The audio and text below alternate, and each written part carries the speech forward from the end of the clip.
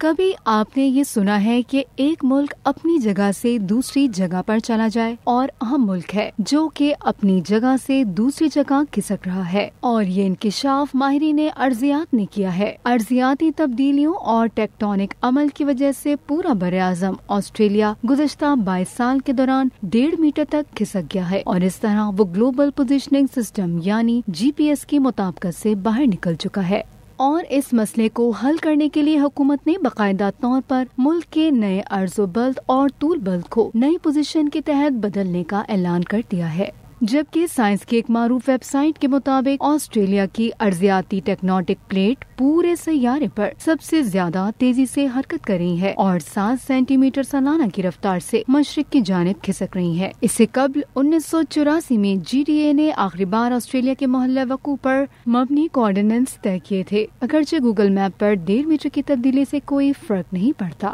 لیکن ارضیات کے حوالے سے یہ ایک بہت بڑا فرق سمجھا جا رہا ہے۔